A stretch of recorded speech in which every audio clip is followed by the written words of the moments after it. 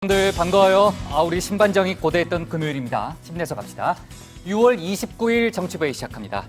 최 반장, 글쎄요. 지금 시간이 5시 11분이니까 과연 가능할까 싶기도 한데 이르면 오늘 후임 대법관 3명이 발표될 수도 있다는 얘기가 있었죠? 네, 8월에 3명의 대법관이 이제 퇴임을 하는데요. 맞아요. 8월 2일부터 아마 임길 거예요. 네, 김명수 대법원장이 지금 10명의 후보들 가운데 3명을 임명 제청을 해야 합니다. 원래 이번 주에 한다고 그랬던 것 같아요. 네, 이르면 뭐 오늘 할 것 같은데 네. 좀 더 기다려 봐야 될 것 같습니다. 글쎄요. 우리 회의 중에 속보가 나오면은 뭐 속보로 다루는 걸로 이렇게 하고요. 네. 신 반장, 오늘 한미 외교장관이 전화 통화를 했다면서요? 네, 외교부에 따르면요, 이 북미 후속 협상 준비 동향 그리고 네. 미국의 구상에 대해서 전달받았다고 합니다. 그래요? 네, 그런데 이 통화가 이루어진 시점이 네. 폼페이오 장관 방북 보도가 나온 직후여서 더 글쎄요. 의미가 있어 보입니다. 자세한 얘기는 강 장관이 얘기 안 했죠? 네.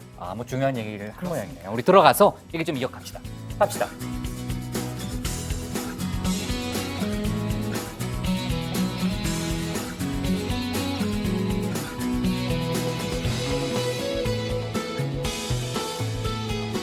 네, 반장들 자리에 앉았으면 정치보회를 시작하죠. 헌법재판소가 어제죠. 양심적 병역 거부자를 위한 대체복무 방안을 만들라는 결정, 그러니까 법률용어로는 현 병역법에 대한 헌법 불합치 결정을 내렸습니다. 어제 자세하게 저희가 다뤄봤는데 이에 대해서 국방부가 올해를 목표로 해서 대체복무안을 만들겠다는 입장을 밝혔습니다. 해외 사례도 참고하고 또 공청회도 열겠다고 했는데 특히 병역 기피 수단으로 악용되지 않도록 하겠다는 점을 강조했고요. 지금 군 안팎에서는 현역 복무 기간보다는 일단 길어야 한다는 데는 이견이 없어요. 그러니까 한 3년 정도 사회에 도움이 되는 분야에서 근무하게 하자는 의견이 일단 나오고 있는 모양입니다. 자, 그리고 이제 국회에서도 입법을 위한 논의가 슬슬 시작되는 분위기인데 어제 이미 지금 계류돼 있는 그런 법안이 있다는 얘기도 했었잖아요. 자세한 얘기는 최 반장 발제 때 해보는 걸로 하겠습니다. 심한 몸살 감기에 걸린 문재인 대통령은 오늘까지 연차를 내고 지금 이제 쉬고 있잖아요. 기력을 회복하고 있다라는 어제 청와대 관계자의 설명이 있었고요. 그리고 이제 조금 전에 나온 소식을 하나 보니까요. 탁현민 청와대 의전비서관실 선임 행정관이 페이스북에 글을 하나 올렸는데요. 어떤 내용이냐면은 맞지도 않은 옷을 너무 오래 입었고 편치 않은 길을 너무 많이 걸었다. 잊혀질 영광과 사라질 자유, 이런 내용인데 일단 저 글을 그냥 해석을 해보자면은 뭔가 사퇴를 암시하는 거 아니냐 이런 생각이 들어요. 근데 청와대 쪽의 얘기를 들어보니까 사표 낸 적은 없다. 이런 설명이 있었다고 합니다. 자, 오늘 정치부 회의는요. 먼저 최 반장 발제를 들어보면서 국회 원구성 협상 상황과 법원 검찰 쪽 뉴스를 정리해 보고요. 이어서 외교안보 소식과 청와대발 뉴스를 알아보겠습니다. 의총을 정말 열 때마다 갈등이 깊어지는 것 같아요. 자유한국당 상황도 들여다보겠습니다. 그럼 먼저 최종혁 반장의 발제부터 시작하겠습니다.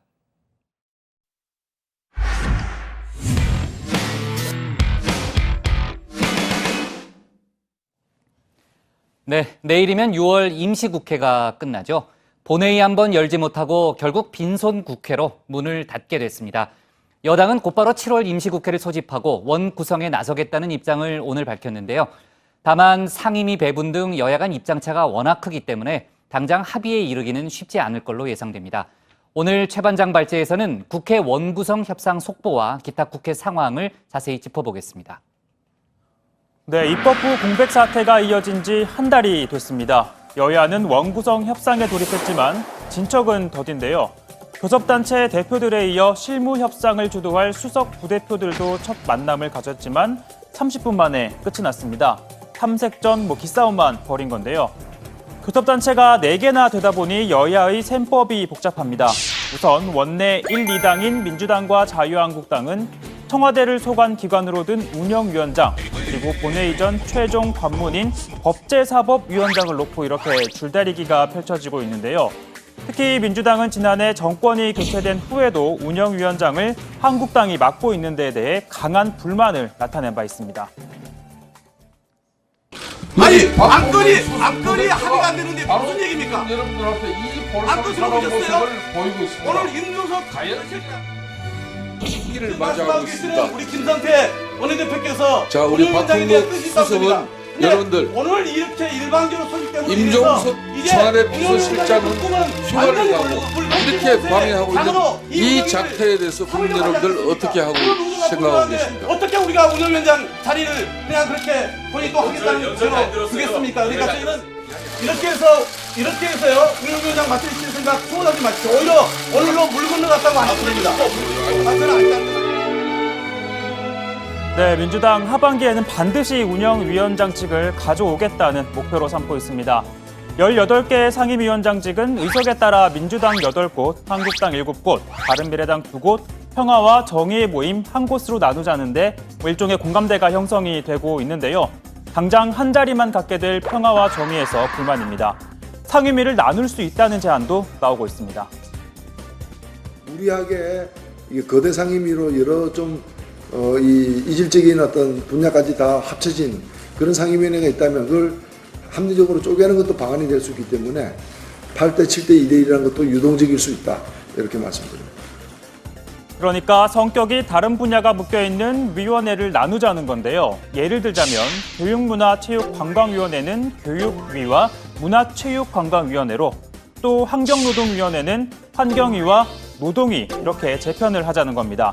상임위원장 자리도 각각 늘어나게 되죠. 그러나 상임위가 정부 부처와 기관을 견제하는 역할을 하는 만큼 정부 여당 입장에선 상임위 수가 적을수록 좋습니다. 또 상임위를 나누려면 국회법을 개정해야 하고 당장 상임위원장 자리 나눠 먹기라는 비판이 제기되는 만큼 현실화는 낮아 보입니다. 자, 이렇게 상임위를 두고 기싸움이 벌어지고 있지만 민주당, 민주평화당, 그리고 정의당 등 범진보 세력들 간의 개혁 입법 연대의 분위기가 형성이 되고 있습니다. 이들 의석을 다 합치면 157석으로 과반이 넘게 돼 법안 처리 동력을 확보할 수가 있다는 겁니다. 공동교섭단체를 구성한 평화당과 정의당이 적극적입니다. 그리고 민주당 정책위 의장을 지낸 윤호중 의원은요, 소위 솔로몬 연합을 제안했습니다. 남태평양에 있는 섬나라 솔로몬 제도의 국기 색깔이 파란색, 그리고 녹색, 그리고 노란색을 상징한다는 각 당을 상징한다는 점에서 착안한 겁니다. 솔로몬 제도 국기에 포함되지 않은 두 당이 있죠. 민트색 바른미래당과 빨간색 자유한국당입니다. 우선 바른미래당은 마치 바른미래당이 개혁 입법에 반대하는 것처럼 편가르기를 하고 있다고 비판했습니다. 민평당 의원님들을 중심으로 개혁 입법 연대다 이렇게 주장을 하면서 소위 갈라치기를 하고 있습니다. 마치 바른미래당이 개혁 입법에 반대하는 세력인 것처럼 인식을 주기 위한 의도적인 행동이다라고 생각합니다.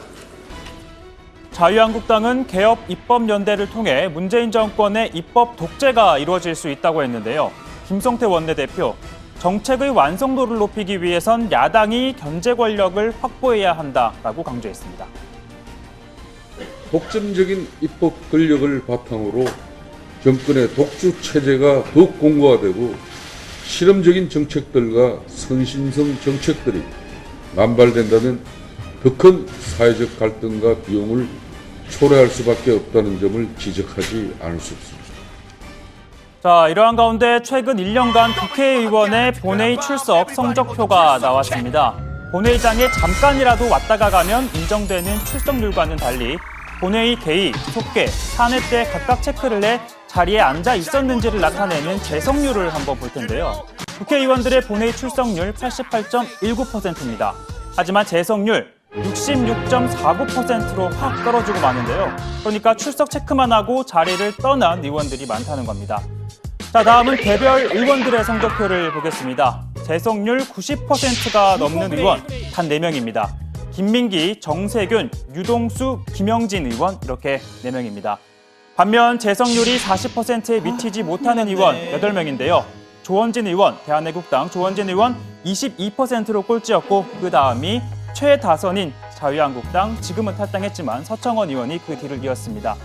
그리고 검찰 수사 때문이었을까요? 홍문종, 최경환, 김재원 의원 등도 재석률이 낮았습니다. 그리고 이 방금 전 보신 최경환 의원 지금 구속된 상태죠. 박근혜 정부 경제부총리 겸 기재부 장관을 지낸 이력을 자랑스럽게 여기며 공개석상에서도 이렇게 머뭇거림이 없었습니다. 버릇이 되는 일이 어디 있습니까? 제가 비록 경제부총리는 그만뒀지만은요, 그래도 이 정관예우라고 우리 제가 임명해놓은 공무원들이 수두룩합니다. 이렇게 다 세트로 당선시켜 주시면요, 제가 정관 예우 좀 발휘해가지고 용인에 확실한 예산을 보내드리겠습니다, 여러분. 네, 이렇게 자랑스럽게 얘기를 했던 그 경제부총리 시절 국정원으로부터 받은 특활비 1억 원이 뇌물이 인정돼 징역 5년을 오늘 선고받았습니다. 국가 예산을 편성하고 집행하는 총책임자인 기재부 장관의 직무와 관련해 돈을 받은 점이 인정이 된 겁니다. 자, 오늘 발제 이렇게 정리해 보겠습니다. 지지부진한 국회 원구성, 개혁 입법연대 이루어지나입니다. 네, 앞서 이제 국정원 특활비를 건넨 혐의를 받고 있는 이병기 전 국정원장이 실형을 선고받았잖아요. 그렇기 때문에 최경환 의원도 유죄 선고 가능성이 높다는 건 예측을 했는데 5년의 실형이면은 그래도 상당히 많이 나왔네요. 그죠? 8년이 구형은 됐지만 하여간 그 징역 5년의 실형을 오늘 선고받았고 형이 확정되면은 당연히 의원직을 상실하게 됩니다. 자, 화제를 좀 바꿔서요. 어제 이 얘기부터 할게요. 오늘 속보니까요. 최근 제주도 예멘 난민 문제가 사회적 이슈로 떠올랐잖아요. 정부가 오늘 관계부처 회의를 열었습니다. 그래서 난민 신청 제도 관련한 법을 개정하겠다 이런 입장을 밝혔죠. 예, 정부가 오늘 오전에 법무부 등 관계기관과 제주도가 참석하는 외국인 정책 실무위원회를 열었습니다. 난민 신청 제도를 악용하려는 사람들을 걸러낼 수 있도록 법적 장치를 마련하기로 했는데요. 난민 신청자 가운데 일부가 인종이나 종교, 정치적 박해와는 무관한 취업 이민의 목적으로 난민 신청 제도를 악용한다 이런 우려가 있습니다. 그래서 이걸 반영해서 악용하지 못하도록 근거 규정을 마련하겠다는 방침입니다. 네, 또 난민 심사관을 늘려서 심사 대기 기간을 단축하고 전문성을 높이기 위한 인프라도 강화하기로 했습니다. 우선 다음 주부터 현재 심사 인원이 4명인 제주 출입국 외국인청에 6명을 추가로 투입하기로 했고요. 아울러서 난민 심판원을 신설해서 이의제기 절차를 간소화하는 방안도 추진하기로 했습니다. 난민 심판원이 신설이 되면 현재 소송까지 5단계인 이 난민 심사 단계가 3단계에서 4단계로 단축이 돼서 상대적으로 신속한 심사가 가능할 것으로 법무부는 보고 있습니다. 네, 저도 아까 이제 정부 발표 내용을 들었는데 그 난민 문제에 대해서는 또 국민 여론이 좀 갈려 있잖아요. 그리고 그 난민 문제의 경우에는 단순히 찬반 입장으로 결정할 수 있는 문제는 아니라고 보는 것 같았어요. 아까 이렇게 정부 발표를 들어보니까. 그러니까 보호가 필요한 난민 신청자에 대해서는 신속하게 보호를 하고요. 또 제도를 악용하는 그런 신청자에 대해서는 또 단호하게 걸러내겠다는 그런 의지로 일단 해석은 됩니다. 자, 그리고요, 이제 또 주제를 바꿔볼게요. 어제 저희가 다뤘던 그 헌법재판소 결정 관련한 이제 후폭풍을 좀 얘기해 봐야 되는데 어제 이제 헌법재판소가 대체복무제를 규정하지 않은 현행법에 대해서 병역법에 대해서 헌법 불합치 결정을 내렸잖아요. 이제 고치라는 얘기였는데 지금 어떻게 고칠 것인가에 대해서 현실적인 방안들이 많이 좀 나오는 것 같아요.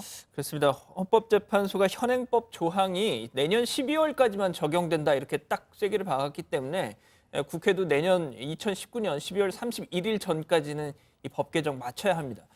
자, 현재 국회에는 대체복무제 도입 내용을 담은 관련 법 개정안 3건이 지금 발의된 상태입니다. 민주당 이철희, 박주민, 전해철 의원이 각각 발의한 법안인데요. 다소 차이는 있습니다만 일단 별도의 기관을 설치해서 그 기관에서 대체복무 여부를 판단하고 집총 의무를 수행하지 않는 공익 업무에 투입하는 내용 이런 차원에서는 얼추 비슷합니다.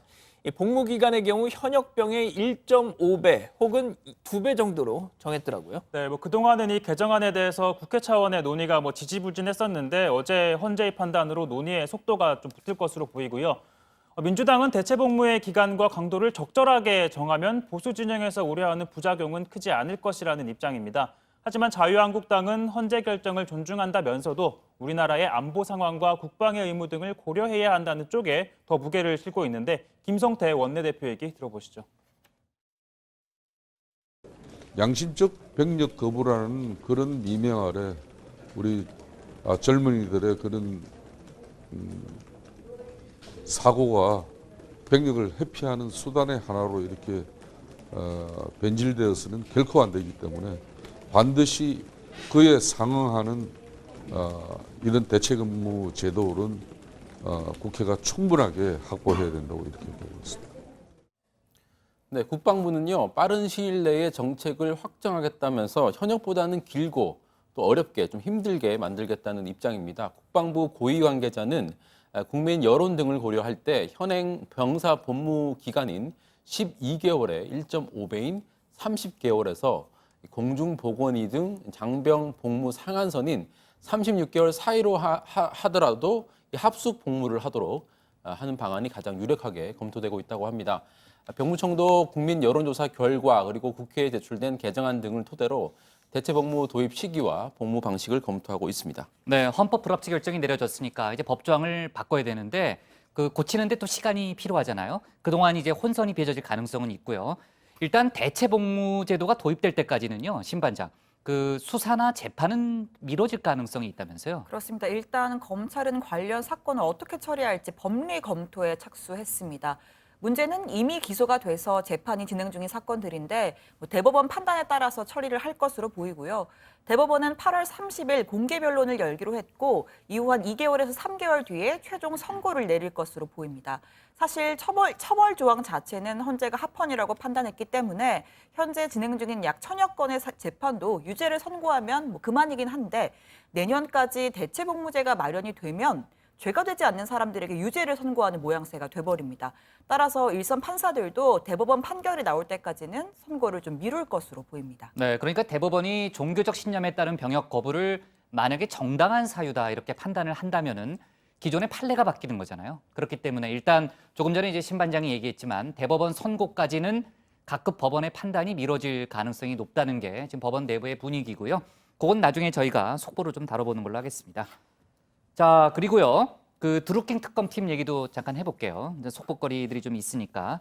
어제 드루킹 김모 씨를 소환해서 약 12시간 정도 조사를 했어요. 저희가 이제 김모 씨가 어떤 기자들한테 어떤 얘기를 했는지는 어제 잠깐 좀 다뤘었는데 일단 특검 쪽 조사에 상당히 순응하고 있다, 협조적이다 이런 얘기가 나오고 있죠.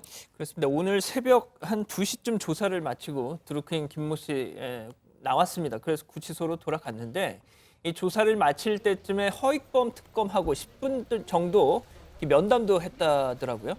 일단 특검 관계자에 따르면 드루킹이 조사에 협조적이다 이렇게 밝혔습니다. 특검은 지금 드루킹 일당과 김경수 경남도지사 당선인 측 간에 있었던 일들을 확인하는 데 수사력을 집중하고 있다고 합니다.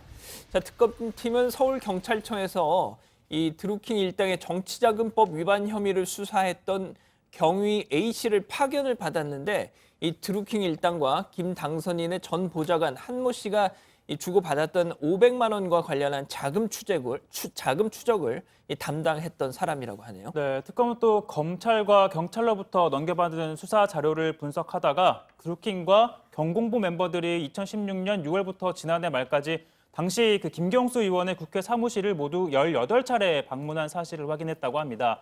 드루킹 김 씨가 방문한 건 7번, 그리고 경공모 핵심 회원 김모 씨가 6번, 또 다른 김모 씨 4번, 윤모 씨 1번 등이었다고 하는데요. 특검팀은 또 김 씨의 휴대전화 포렌식을 통해서 당시 김 씨가 머문 위치 기록이 국회 출입 기록과 일치하는지를 확인을 하고 있다고 합니다. 아울러 특검팀은 또 지난해 11월 김경수 의원실에서 그 내선 번호로 김 씨에게 전화를 건 사실도 확인하고 당시 전화를 건 사람이 누구인지 밝히는 데도 주력을 하고 있다고 합니다. 네.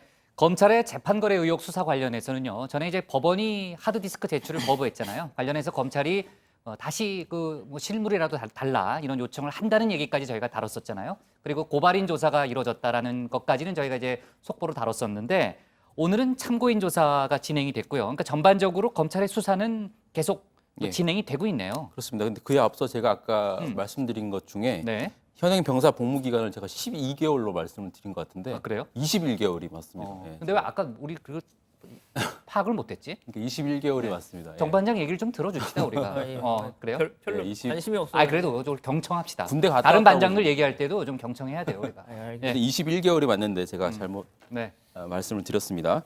정반장이 얘기하면 다 사실인 것 같아가지고 그냥 넘어가요 우리가. 그렇진 않죠. 자, 검찰 얘기를 좀 해보겠습니다. 검찰이 오늘 하창우 전 대한변협 회장을 참고인 신분으로 불렀습니다.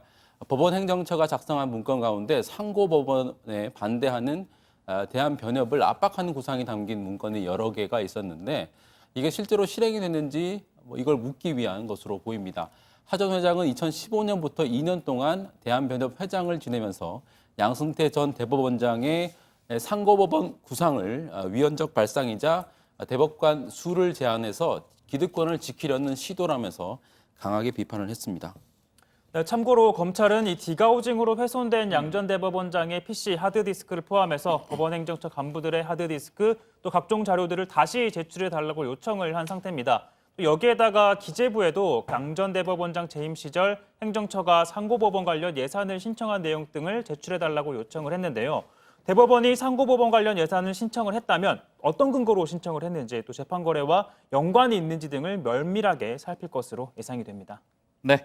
자, 아까 시작할 때 제가 이제 최 반장하고 오늘 김명수 대법원장이 후임 대법관 3명을 임명 제청할 수 있다라는 얘기를 했었는데 아직까지는 소식이 들어오고 있지 않습니다. 그러니까 5시 반이니까 아마 6시 정도까지 소식이 뭐 없으면 좀 미뤄질 수도 있겠네요. 네. 좀 지켜봅시다.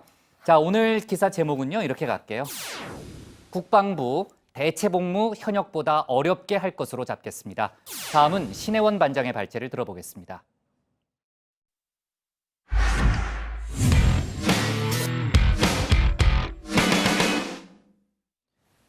북미가 비핵화 후속 협상에 시동을 거는 분위기입니다. 폼페이오 국무장관이 다음 주에 북한을 방문해서 후속 협상 및 유해 송환 절차를 진행할 거란 관측이 나오고 있죠. 또 트럼프 대통령은 서두를 필요는 없다면서 협상 장기전에도 대비하고 있음을 시사했습니다. 오늘 청와대 발제에서는 비핵화 후속 협상을 비롯한 외교안보 소식을 자세하게 살펴보겠습니다. 자, 오늘은 신반장의 정치스쿨 대신 특집 요리스쿨 시간을 마련해 봤습니다.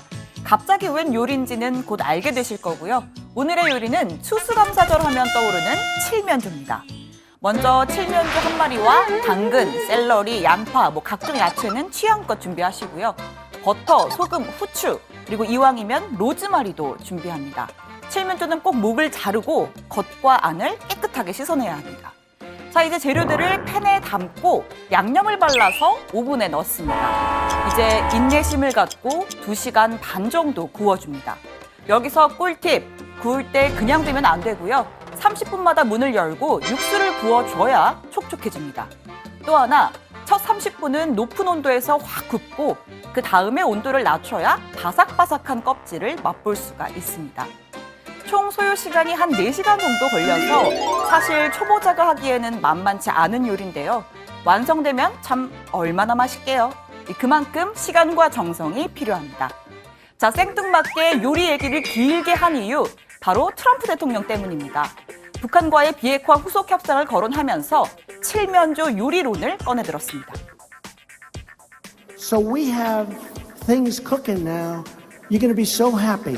But when people rush it, it's like rushing the turkey out of the stove. It's not going to be as good. 그러니까 비핵화는 칠면조 요리와도 같아서 서두를수록 더 나빠지고 오래 걸릴수록 더 좋다는 겁니다.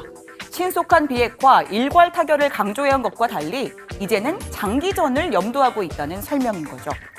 트럼프 대통령이 이렇게 전략을 바꾼 건 최근 북한의 태도와 관련돼 있습니다. 한중일러의 러브콜에 김정은 위원장의 몸값이 높아졌는데 특히 중국의 적극적인 지원이 약속됐습니다. 회담은 동지적이며 호심탄회하고 신선적인 분위기 속에서 진행되었습니다. 석근평 동지는 중국은 앞으로도 계속 자기의 건설적 역할을 발휘해 나갈 것이라고 했습니다. 자, 이렇게 여유가 생긴 북한을 무작정 압박하는 것보단 속도를 조절하는 게 더 효과가 크다는 판단입니다. 다행히 미군 전사자 유해 송환 같은 물밑 협상은 계속되고 있는데요. 폼페이오 장관이 다음 주 유해 송환과 비핵화 후속 협상을 위해서 방북할 수 있다는 보도가 나왔습니다. 미국 정부 관계자에 따르면 중요한 북한 출장으로 인해서 기존에 잡아놨던 회담 일정을 취소해야 했다고 합니다. We are intent on denuclearization, make no mistake about it, but we are also, for all the obvious reasons, intent on doing our best to get back as many remains for Americans. There are other foreigners there as well. 방북이 성사되면 본격적인 비핵화 후속 협상에 시동이 걸린다고 볼 수 있습니다. 우리 외교부는 강경화 장관이 폼페이오 장관과 통화를 갖고 북미 후속 협상 준비 동향과 미국 측의 구상을 전달받았다고 설명했습니다. 청와대도 한미 간 공조하에 협상을 예의주시하고 있음을 강조했습니다. 자, 이슈를 좀 바꿔보겠습니다. 주한미군 사령부가 용산을 떠나서 평택에 둥지를 틀었습니다. 송영무 국방장관, 빈센트 브룩스 한미연합사령관이 참석한 가운데 평택의 캠프 험프리스 기지 신청사 개관식이 열렸는데요. 몸살로 연가 중인 문재인 대통령을 대신해서 이상철 청와대 국가안보실 1차장이 축사를 대독했습니다. 주한미군 사령부의 평택 기지 이전으로 주한미군의 주둔 여건이 더욱 안정적으로 보장될 것으로 믿습니다. 평택 시대의 개막을 통해 한미동맹이 군사적 동맹과 포괄적 동맹을 뛰어넘어 위대한 동맹으로 발전하게 되길 기대합니다. 용산에 미군 기지가 들어선 건 1945년 일본이 패망하면서 일본군 주둔지를 미군이 차지하면서부터입니다. 하지만 서울 도심 한복판에 대규모 부대가 있는 것에 대해선 거부감도 상당했습니다. 80년대 후반부터 이전이 거론됐는데 비용 문제로 진행이 더뎠고요. 결국 거듭된 협의 끝에 73년 만에 이전이 완료된 겁니다. 평택기지는 여의도 면적의 5배인 1,500제곱미터 규모로 한미가 약 12조 원을 투입했습니다. 용산에는 대규모 공원이 조성될 전망입니다. 문재인 대통령은 후보 시절에 미국 뉴욕의 센트럴파크 같은 생태 자연공원을 만들겠다고 약속했습니다. 이 기지터의 환경오염 조사 등 해결해야 할 문제는 여전히 남아 있습니다. 오늘 청와대 발제 이렇게 정리하겠습니다. 트럼프 협상은 칠면조처럼 폼페이오 내주 방북 가능성입니다. 네, 우리 신반장 대단합니다. 얼마나 맛있게요. 아까 대단했습니다.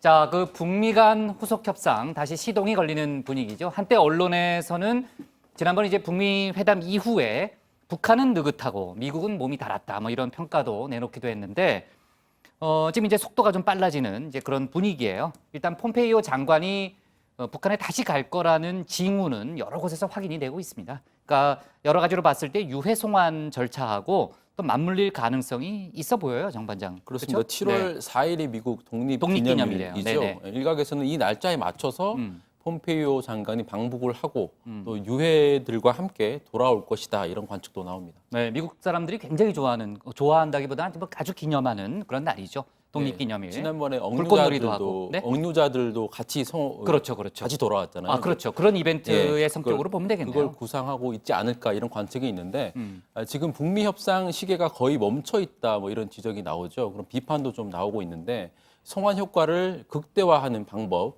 아마 고심하고 있을 걸로 보입니다.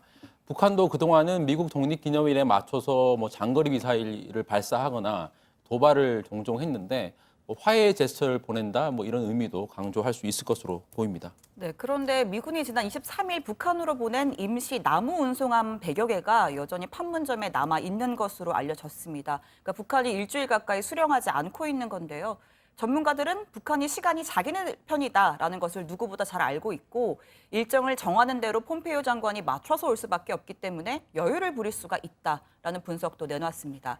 11월 중간선거 전 눈에 보이는 성과를 내야 할 트럼프 대통령을 상대적으로 역으로 압박을 하면서 뭐 제재 해제 같은 실리를 챙길 수 있는 방법을 모색 중이라는 거죠. 네, 그러니까 트럼프 대통령도 그런 기류를 알고 있기 때문에 우리도 조바심 내지 않겠다. 그러니까 협상의 기본 원칙이잖아요. 그러니까 속도 조절을 하겠다는 메시지를 낸 걸 수도 있겠네요.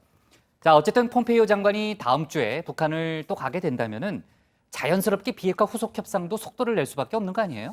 트럼프 대통령의 그 북미 회담 그 기자회견 내용에 좀 비춰 보면요. 먼저 북핵 현황 파악 그리고 리스트 작성 이거부터 논의하지 않겠나 싶습니다. 이 트럼프 대통령이 북한의 핵무기 보유고엔 많은 것들이 있다. 미국도 많은 정보 갖고 있다, 이렇게 얘기했지만 무기의 어떤 실질적인 능력이 어느 정도 수준인지 또 북한의 이런 상황이 어떤지는 북한이 협조해주지 않으면 파악하기 어렵지 않습니까? 또 이 비핵화 검증 방법입니다. IAEA 등 이런 국제기구의 참여 유무, 또 범위, 사찰 범위 이런 것도 논하게 될 것 같고요. 마지막으로는 종전선언 논의도 좀 진척이 있지 않겠냐, 이렇게 관측할 수 있겠네요. 네, 그리고 오늘 그 광경화 외교부 장관이 폼페이오 장관과 11일 만에 통화를 했는데요. 북미 후속 협상 준비 동향을 포함해서 최근 상황을 공유했다고 합니다. 만약 폼페이오 장관 일정이 확정이 됐다면 강 장관에게 구체적인 계획을 설명했을 거고요. 청와대도 북미 간 문제라 드릴 말씀은 없지만 한미 간 긴밀한 공조하에 협상을 예의주시하고 있다라는 입장을 밝혔습니다. 네, 물론 이제 미국 그 청와대가 아니죠. 백악관이나 국무부가 폼페이오 장관의 방북 사실을 밝힌 적은 없습니다. 지금 그 내주에 북한에 갈 거라는 보도를 영국의 파이낸셜 타임스가 먼저 했잖아요. 물론 그거에 대해서 부인하진 않았습니다. 정부에서요. 부인하진 않았고, 그리고 이제 그 파이낸셜 타임스의 보도를 보면은 이런 내용이 있어요. 폼페이오 장관이 그러니까 7월 4일 수요일은 공휴일이고 아까도 얘기했던 대로 7월 6일이 이제 금요일인데 그날 인도 외교장관과의 회담이 예정돼 있었답니다. 근데 갑자기 불가피한 일이 생겼다라고 하면서 인도 외교장관과의 회담을 취소했다는 거예요. 그러니까 전반적인 그런 그 좀 분위기를 보면은 아무래도 7월 4일 독립기념일부터 6일 정도의 또는 주말에 걸쳐서 방북이 이루어질 가능성이 높다. 이런 얘기가 좀 나오고 있고요. 자, 어쨌든 저희가 그 얘기는 다시 한번 다음 주에 또 해보면 될 것 같고, 그런데 미국이 북한을요 16년째 최악의 인신매매국으로 지정을 또 했다는데, 그러니까 비핵화와 인권은 별개다, 뭐 이런 메시지인가요? 그렇게 보입니다. 미 국무부가 발표한 2018 인신매매 보고서를 보면 북한은 올해도 최하위 등급인 3등급으로 분류가 됐습니다. 보고서는 북한 정부가 인신매매 근절을 위한 특별한 노력을 하지 않았으며 정치적 압제 체제 구축의 일환으로 국민을 구속해서 수용소에 있는 강제 노동에 처하게 한다라고 밝혔습니다. 폼페이오 장관의 발표 내용 들어보시죠. We see the tragic examples of forced labor in North Korea as well. Untold number of North Korean citizens are subjected to forced labor overseas by their own government, in many cases with the tacit approval of host governments. 3등급 그룹에는 북한을 비롯해서 뭐 중국, 러시아, 이란, 베네수엘라, 시리아 등 22개국이 포함됐습니다. 미얀마가 로힝야족 사태로 새로 추가가 됐고요. 중국은 2년 연속입니다. 인신매매 3등급 국가로 지정이 되면 국제통화기금 IMF와 세계은행의 구호 그리고 지원금 지원이 중단될 수 있습니다. 네, 참 북한이 대화 분위기 속에서도요, 양 반장 빗장을 또 강화하고 있다 이런 내용의 보도도 있던데 그게 어떤 맥락이에요? 그러니까 뭐 북한에 번지고 있는 한류 그리고 자본주의 문화와의 전쟁에 돌입했다라는 건데요. 북한 전문 매체죠 데일리 NK가 현지 소식통을 인용해서 북미 회담 직전 북한 당국이 당 간부들 모아놓고 외부의 사상 공세에 맞서서 사회주의 빗장을 더 단단히 걸어매자 뭐 이런 내용의 강연을 했다라고 보도를 한 겁니다. 이 처벌 규정을 마련을 했는데 주로 여성들한테 이렇게 집중이 돼 있더라고요. 그러니까 뭐 무릎 위로 올라오는 치마를 입으면 우리나라 돈으로 한 5천 원 정도의 벌금을 내야 되고 망사 스타킹, 뭐 꽃무늬 스타킹, 또 영어가 이렇게 새겨진 옷 입으면 안 된다. 또 이런 물품을 뭐 장마당 같은 데서 팔면 모두 회수하도록 뭐 그렇게 했다는 겁니다.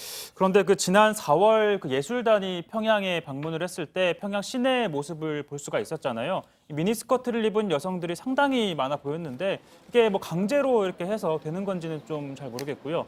그리고 북한이 불법 손전화, 그러니까 휴대전화를 말하는 거고 외국 영화 또는 드라마 또 색정적인 춤 등을 반사회주의 행위로 규정을 했는데 한 소식통에 따르면 색정적인 춤은 요즘 평양시를 중심으로 확산되는 한국 아이돌 가수의 춤을 모방하는 행위를 지칭한다면서 돈을 내고 춤을 배우는 젊은이가 많은데 단속에 걸리면 재판 없이 엄벌에 처하는 걸로 전해졌다라고 설명을 했다고 합니다. 네, 북한 전문 매체의 보도를 통해서 저희 한번 얘기를 해봤고요.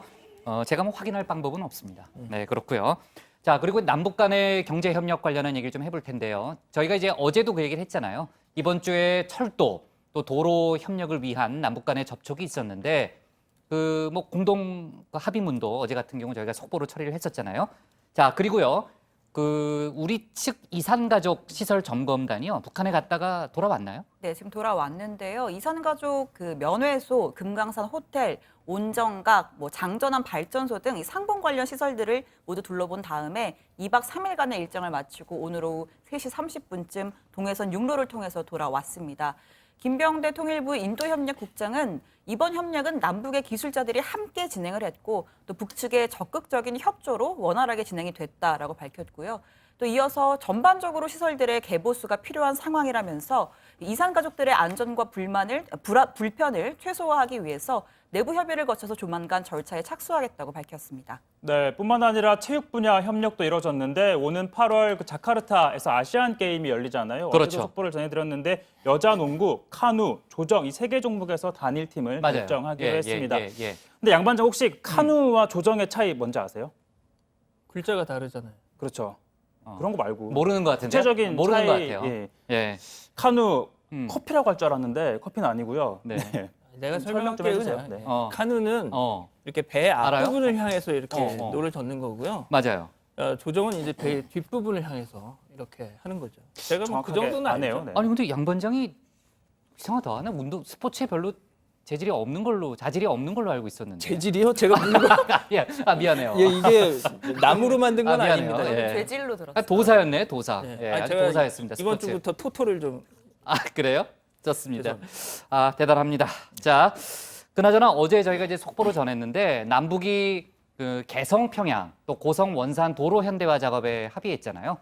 과거에 비해서는 상당히 구체적인 합의라고 볼 수 있는 거죠. 예, 철도와 도로 연결은 끊어진 남북한 인적, 물적 교류를 하나로 잇는 필수 기반 시설이죠. 그리고 경제협력의 토대 역할을 하게 됩니다. 남북 정상도 판문점 선언을 통해서 1차적 추진을 강조했죠.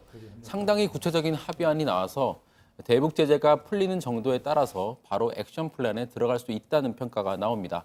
한국건설산업연구원 그리고 국토연구원은 지난 4월 우리 건설사가 북한 도로, 철도, 항만 등의 SOC 프로젝트를 수행할 가능성이 있는 규모가 28조 원에 달할 것으로 전망한 바가 있습니다. 네, 좋습니다. 자, 다음 주에도 외교안보 이슈가 많네요. 그러니까 7월 4일 평양에서 남북 통일 농구 대회가 열리고요. 또 폼페이오 장관의 방북 가능성, 아까 저희가 얘기했지만 7월 4일부터 6일 또 주말에 걸쳐서 북한에 다시 갈 가능성이 상당히 높기 때문에 신 반장이 예의주시해야 될 것 같아요. 네. 그렇죠? 좋습니다. 자, 오늘 청와대 발제는요. 북미 다음 주 비핵화 후속 협상 시동으로 정리하겠습니다. 다음은 양원보 반장의 발제를 들어보겠습니다.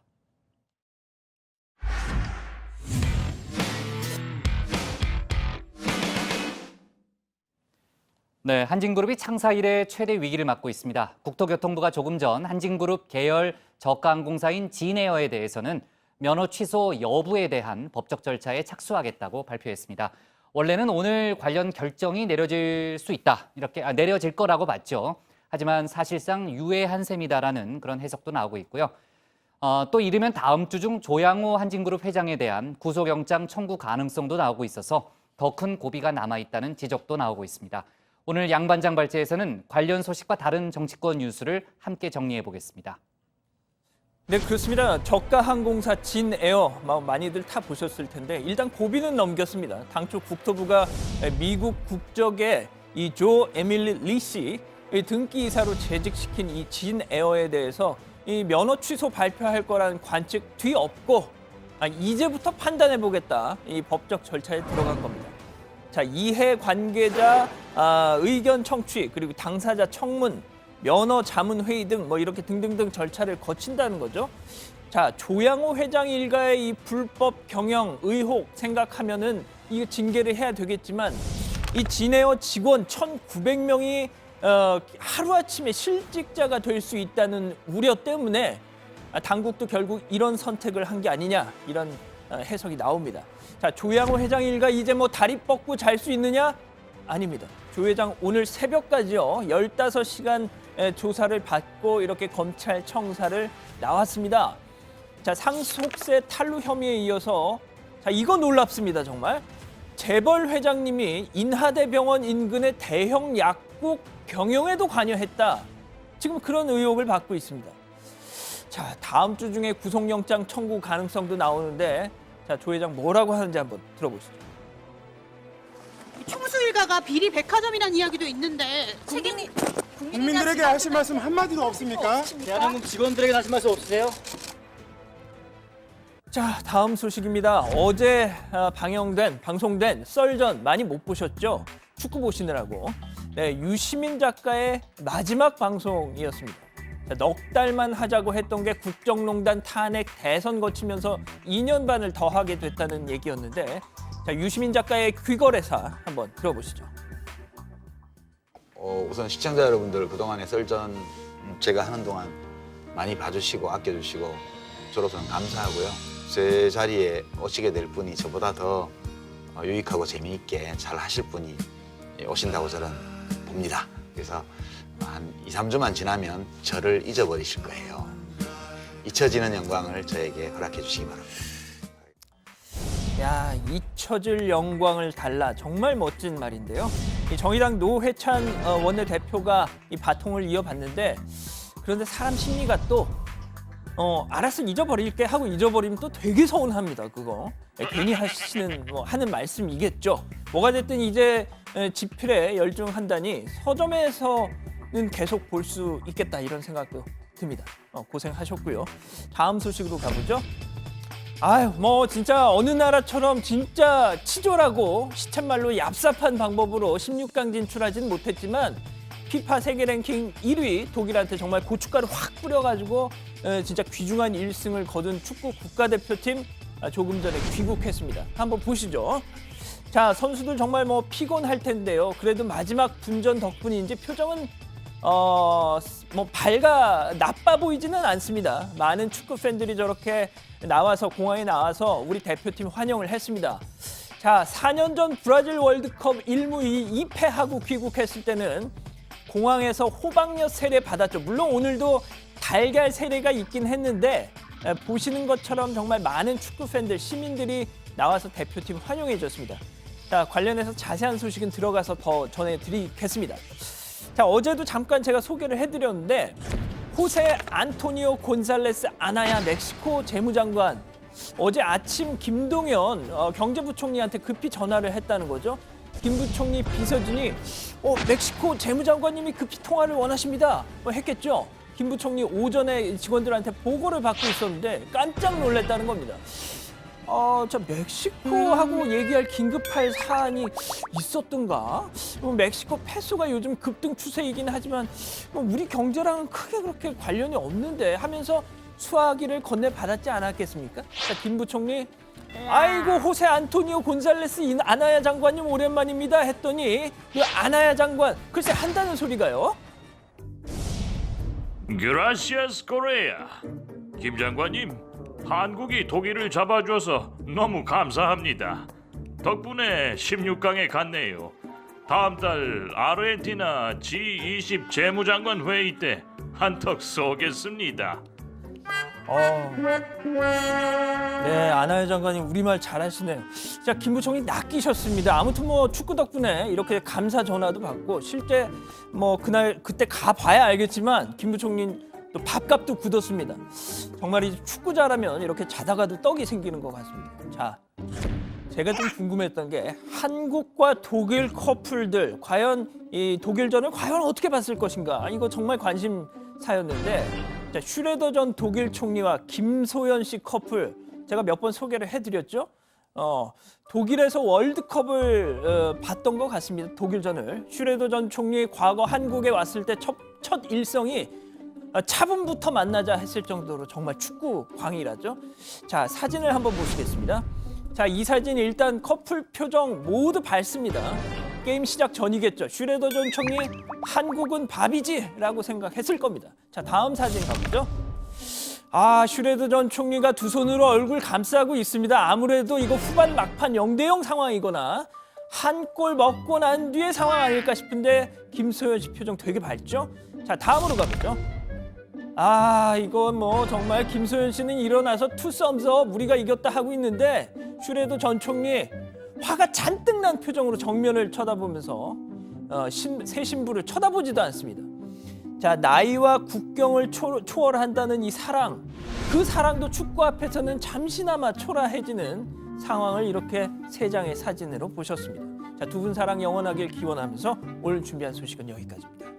네, 저도 이제 그 슈레더 전 총리가요 차범근 감독을 독일전 아까 차범 얘기도 했었는데 독일전 직전에 만났다는 보도를 봤어요. 그러니까 슈레더 전 총리가 그런 얘기를 했다는 거 아니에요. 미안하지만 우리가 5대0으로 이길 거다 이런 얘기를 했는데 결과가 뭐 0대2로 졌으니까 뭐 어떤 심정이었을지 짐작이 되고요. 김소연 씨가 잘 위로해줬으면 좋겠습니다. 네. 자, 오늘 저도 아까 그 양반장이랑 같이 봤잖아요. 오늘 우리 선수단 귀국하는 장면을 봤는데 그 4년 전 그 호박엿인가요? 그 세례를 맞았던 기억이 나는데 오늘은 분위기가 완전히 다르더라고요. 네, 일단 그 전에 결과부터 한번 싹 정리를 하고 가겠습니다. 오늘 새벽에 16강 대진표가 모두 짜여졌는데 그러면서 한국 축구대표팀의 최종 순위도 확정이 됐습니다.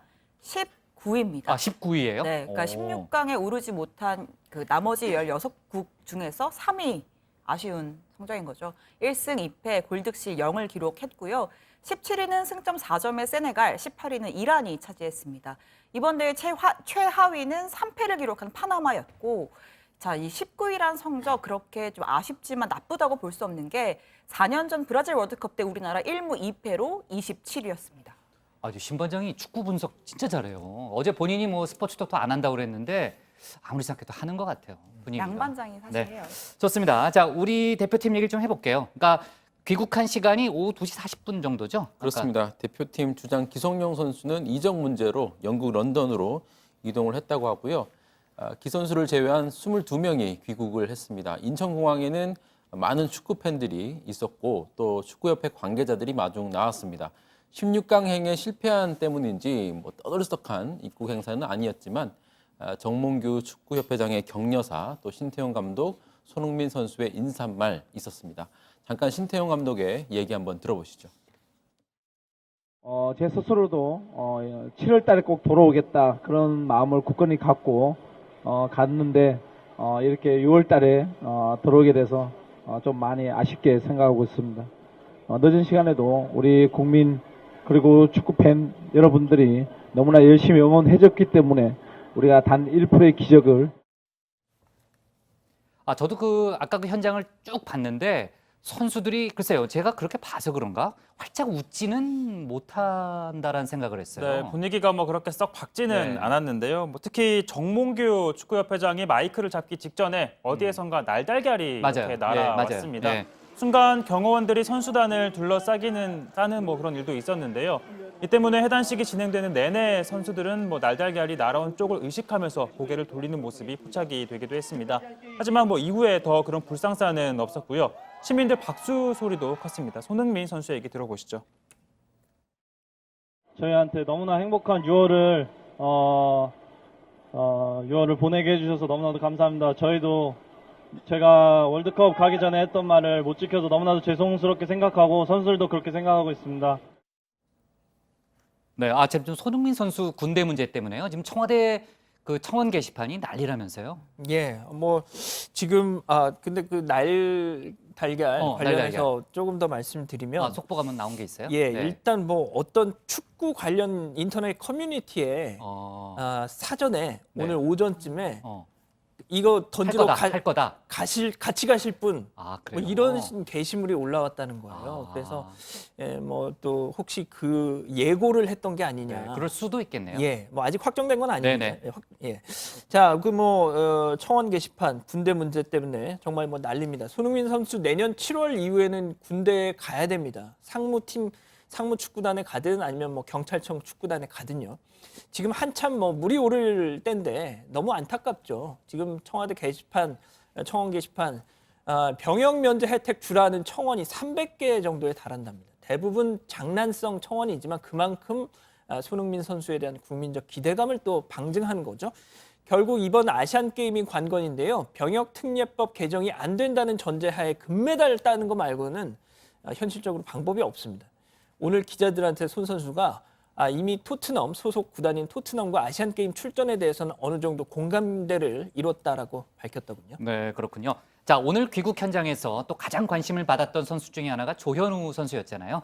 아내 사랑이 이렇게 대단하다면서요? 이 팔에요. 이 아내의 얼굴을 문신으로 이렇게 새겨 넣었다고 하더라고요.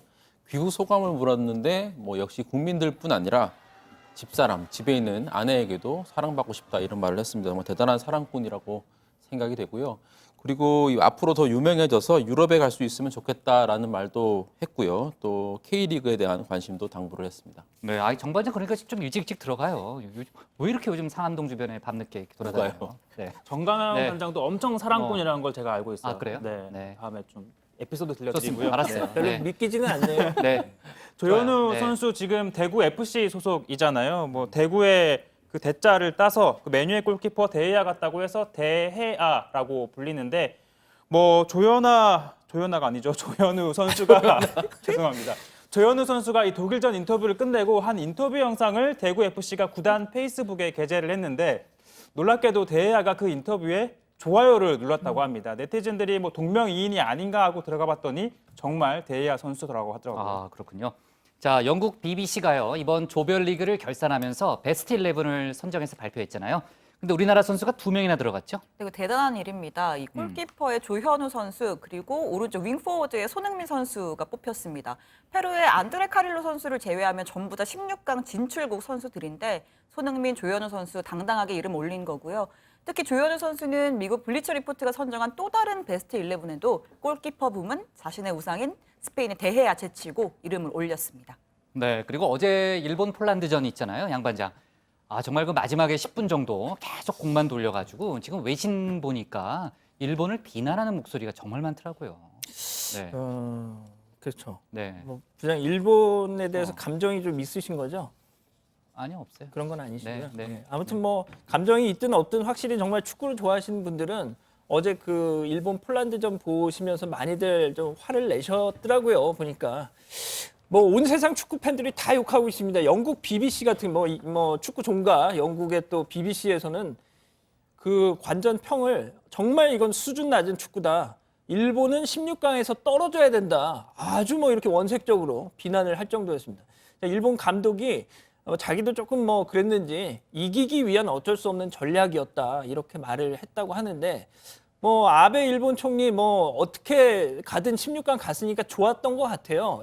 경기 끝나고 나서 SNS에 게쇼 토나멘토 신슈트 오메데토 스기모 간바레 니폰 뭐 이렇게 오, 발음 좋은데요? 제가 요즘 좀 공부하고 있습니다. 부장 그래요? 일단 제가 방금 네. 얘기한 거 좀 해석을 한번 해보시겠습니까? 뭐, 전 일본어 잘 못해요. 뭐 부분적으로 그 한자하고 뭐 이런 거 보니까 다음번에도 가자 뭐 이런 거 아니에요? 네. 아니에요? 아님 말고요. 뭐 전 중국어는 좀 해요. 일본어는 진짜요? 못합니다. 예, 예. 좋아요. 일본은 뭐 저는 뭐 제가 제대로 예 그러니까 결승 토너먼트 진출 축하한다. 다음번에도 가자. 맞네요. 일본. 뒤는 예. 맞네요, 그래도. 제가 적어드렸잖아요. 알았어요. 좋습니다. 자, 오늘 기사 이렇게 정리를 빨리 해야 되겠네요. 국토부 진에어 면허 취소 청문 절차 후 결정으로 정하겠습니다. 다음은 정강현 반장의 발제를 들어보겠습니다.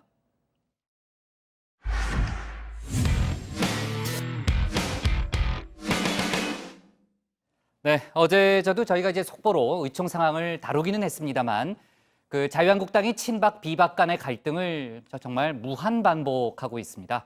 친박 의원들은 수면 아래로 가라앉았던 김성태 퇴진 카드를 다시 꺼내들었죠. 오늘 야당 발제에서는 분당 가능성까지 거론되고 있는 자유한국당의 계파 갈등 상황을 집중적으로 분석해 보겠습니다. 자, 정확히 1년 6개월 전입니다. 당시만 해도 여당 반장이었던 저는 거의 매일 새누리당 분당 사태 관련 발제를 했습니다. 친박과 비박이 싸우다가 결국은 당이 깨져버린 그런 이야기였죠. 무려 18개월이나 지났습니다. 분당이 되고 복당을 하고 대선과 지방선거에서 잇따라 참패를 하고 수없이 많은 일들이 있었지만 자유한국당의 친박 비박 싸움은 오늘까지도 무한 반복되고 있습니다. 자, 그 극단적인 현장으로 가보겠습니다. 어제 의원총회입니다. 사실 김성태 대표 권한대행은 비대위 문제를 집중 논의하려고 했습니다. 비공개로 차근차근 말이죠. 하지만 친박 김태흠 의원이 곧바로 반기를 들었습니다. 어차피 여기서 얘기 나오는 것도 이거 오히려 외국에서 나가는 것보다는 여기서 다 공개로 하고. 자, 그렇게 예정에 없던 공개 의총이 됐습니다. 이후부터는 마치 축구 경기처럼 친박 대 비박의 거친 플레이가 펼쳐졌습니다. 선발 선수들 면면을 한번 보시죠. 자, 우선 친박 공격수들이 타상 공세를 펼쳤습니다. 서청원 대표, 자, 당신 물러나가야 된다고 부스러운 전화했습니다. 물러났습니다. 그리고 개파의 상징 김무성 대표 물러나야지요. 그래, 복당파 자주 마세요. 서청원 전 개파의 수장이 당을 떠나셨고 후속으로 김무성 대표도 개파를 이끌어오셨기 때문에 결단을 해야 된다. 김성태 대표는 2선으로 물러나는 것이 옳다. 그 누구라도 나와서 당대표가 되면 우리 당 지지도 한 10%는 오른다고 생각을 합니다. 하지만 김무성 전 대표는 탈당하더라도 김성태 대행은 양해해줘야 한다는 의견도 일부 나왔습니다. 특히 김무성 대표님 탈당해 주셔야 합니다. 그래야 우리 당이 국민이 바라볼 때 개파가 없어지고 우리 김성태 원내대표님이신데 9일 동안 아무것도 안 드셨기 때문에 호르몬 분비가 잘 안 될 겁니다. 때로는 감성적으로 이렇게 말씀하신 경우도 있고 그래서. 네, 최근에 김성태 대행이 지긋지긋한 친박의 망령이란 말을 한 걸 놓고 이 호르몬 문제다라고 지적을 한 것 같은데요. 과학적인 근거가 있는지는 잘 모르겠습니다. 자, 친박의 공격은 주로 김무성 탈당, 김성태 퇴진에 집중이 됐습니다. 하지만 비박은 성급한 역공을 펼치는 대신 주로 수비 위주의 플레이를 선보였습니다. 비박 수비수의 활약상 직접 보시죠. 우리가 서청원 최고 대표님에게 나가라고 했습니까? 스스로 나갔습니다. 우리에게는 누가 누구를 나가라 얘기를 한다면은 상당히 그거는 참 너무한 거죠. 서청원 대표님께서 나가신 것도 안타깝고, 그리고 또 이 시점에서 우리 당의 중요한 자산이 또 나가라고 얘기하는 것도 저는 굉장히 안타까운 거라고 생각합니다. 자, 그런데 자유한국당에는 엄연히 어느 개파에도 소속되지 않은 중립파도 있습니다. 이 싸움이 불편할 수밖에 없죠. 그래서 이런 획기적인 아이디어가 나왔습니다. 빠찌를 다세요, 아예. 친박 빠찌, 비박 빠찌. 그래야 중간에 있는 사람도 있는 거 아닙니까? 그래야 우리도 이거 저긴 가지 말아야 되겠구나. 저기 갔다간 친박이라 그러니까. 왜 자꾸 나조차고 너 죽으라 그럽니까? 다 같이 죽어야죠, 당을 위한다면. 자, 이 지긋지긋한 개파 싸움 어떻게 해야 끝낼 수 있을까요? 다소 극단적이긴 하지만 이런 처방전이 나왔습니다.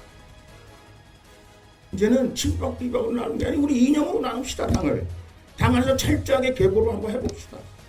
저는 안 되면 분당이라도 해야 된다고 생각해요. 자, 드디어 분당이라는 말까지 나오고 말았습니다. 문득 떠오르는 장면 하나가 있습니다. 정확히 딱 1년 6개월 전입니다.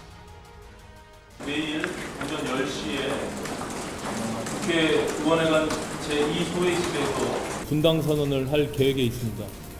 그리고 내일 분당과 동시에 원내 교섭단체 구성을 위한 준비를 같이 할 예정에 있습니다. 자, 1년 6개월 전 분당 사태가 재현될 수도 있을까요? 현재로선 친박의 요구대로 김무성 의원이 탈당하거나 김성태 대행이 물러날 가능성은 아주 희박합니다. 오히려 김 대행은 인적 청산을 위해서 비대위 체제를 더 강하게 밀어붙이고 있죠.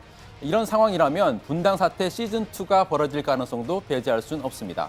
자, 오늘 발제는 여기서 정리하겠습니다. 야당 기사 제목은 한국당 도돌이표 개파 갈등 분당 수순입니다.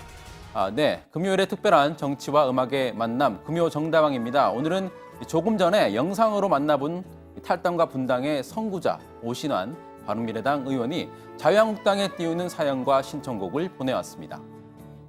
안녕하세요. 오신환 바른미래당 국회의원입니다. 위기에 처한 자유한국당 의원님들에게 전하고 싶은 말이 있어서 정다방에 사연과 신청곡을 보냅니다. 선거가 끝나고 내용으로 고생이 참 많으시죠?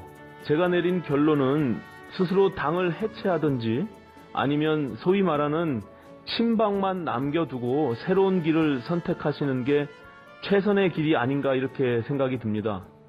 요즘 자유한국당을 보면 다시 친박의 망령이 부활하는 게 아닌가 싶을 정도인데요. 내부 개혁을 노력했지만 결국 불가능하다는 판단하에서 바른정당을 창당한 거 아니겠습니까? 모든 것을 내려놓고 깨고 나오지 않는 이상 회복은 불가능하다는 점 다시 한번 강조드립니다. 저의 이 안타까운 심경과 애정을 담아서 가수 김수철의 정신 차려란 노래를 신청합니다. 네, 먼저 친박과 결별해본 분당 선배 입장에서 건네는 충언으로 들립니다. 분당만이 해법이라는 게 오신환 의원의 주장이었습니다. 자, 오신환 의원이 자유한국당에 띄우는 노래 김수철의 정신 차려 들으면서 오늘 발제 마무리하겠습니다.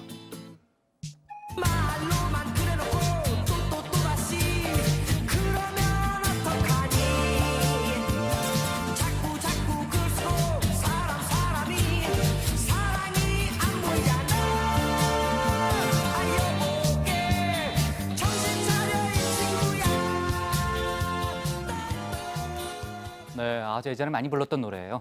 자, 근데요, 정 반장, 어제 제가 확실치 않아가지고 얘기를 못했는데 어제 예. 정치가 음악을 만났을 때에서 나왔던 그 노래 있잖아요. 예. 그 사람을 찾습니다. 네. 그게 최백호 씨 노래라고 소개했는데 장재남 씨 노래 아니에요? 어제 제가 맞습니다. 확실치 않아가지고. 정확하게 보셨습니다. 그쵸? 일단 예. 어제 틀었던 음악 잠깐 들어보시면서 제가 사실관계를 정확하게 말씀드리겠습니다.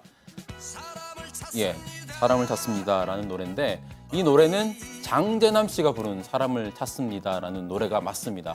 부장뿐만이 아니라 많은 이 다정의 가족분들이 제가 가수 이름을 잘못 말했다 이렇게 지적을 해주셨는데 제가 보통 선곡을 할 때 여러 곡을 들어보면서 결정을 하는데 어제 사실 최백호 씨의 다른 노래도 이 후보군에 있었습니다. 최종적으로는 이 사람을 찾습니다를 골랐는데 제가 그만 가수 이름을 잘못 말하고 말았습니다. 만 2년 정도 지금 400곡 정도 골랐는데 이런 실수는 처음 했습니다. 다음부터는 또 주의하도록 하겠고요. 다시 한번 정정해 드리면 어제 정치가 음악을 만났을 때 나온 노래는 최백호가 아니라 장재남의 사람을 찾습니다라는 곡이었습니다. 하나만 덧붙이자면 이 노래는 작곡가 최종혁 씨가 만든 곡입니다.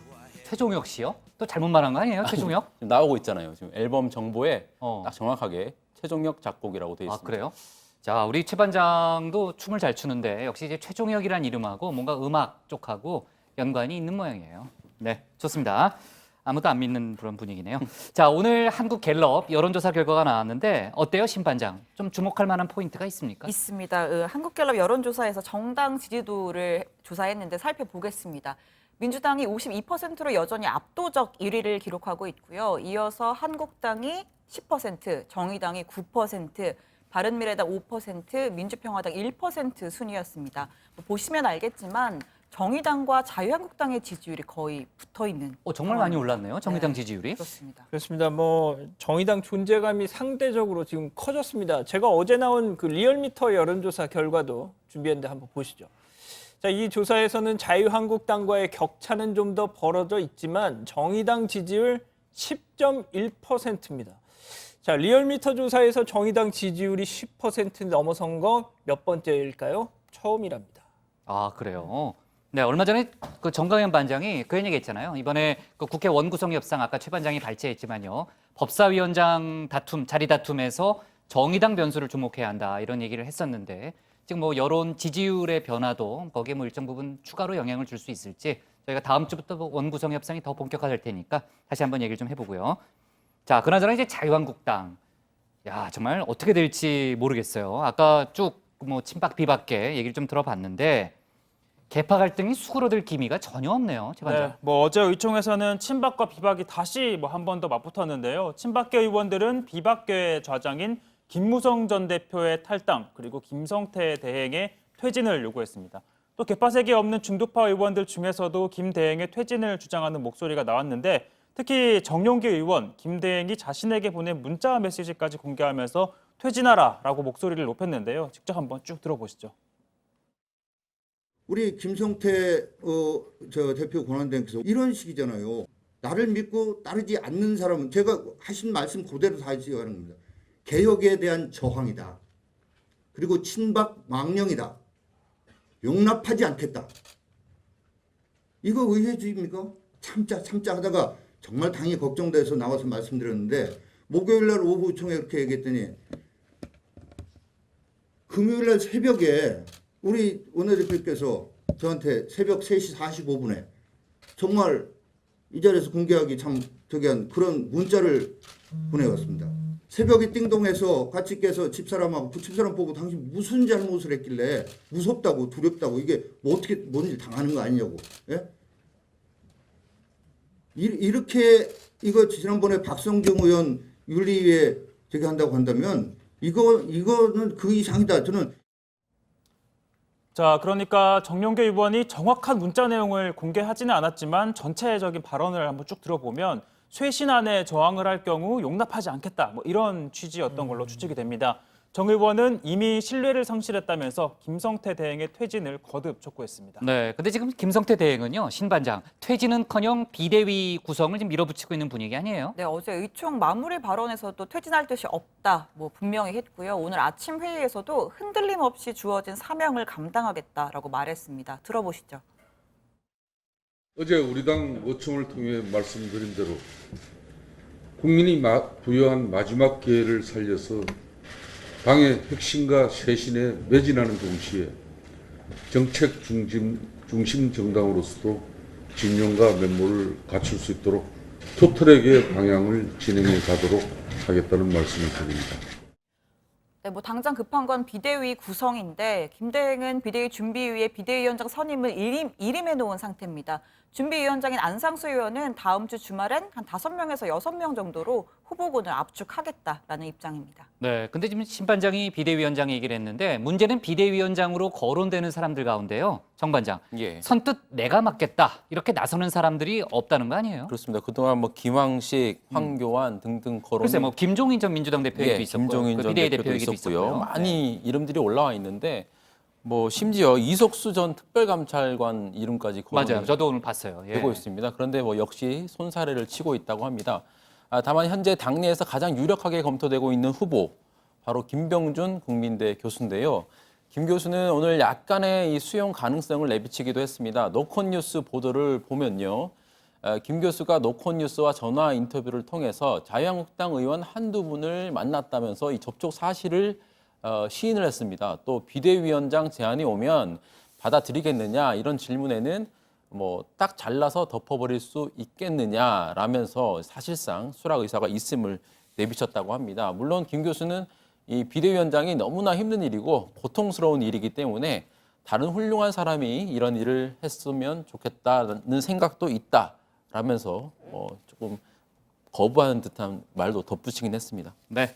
김병준 교수가 지난번에 서울시장 후보로도 거론이 됐었잖아요. 그러니까 한국당 의원들하고는 꾸준히 소통해 온 걸로 아는데 그동안 뭐 아무 연락을 못 받았다는 사람들도 많았는데 그래도 접촉 사실은 인정을 한 거니까 개인적으로 아는 의원 한두 명이 한 걸음 더 나갔다 이렇게 볼 수도 있겠고요. 어쨌든 뭐 다음 주말까지는 윤곽이 나올 테니까요. 자, 다음 주에 다시 한번 얘기를 해보겠습니다. 자, 오늘 야당 기사 제목은요. 이렇게 할게요. 한국당 도돌이표 개파 갈등 분당 수순 이렇게 잡겠습니다.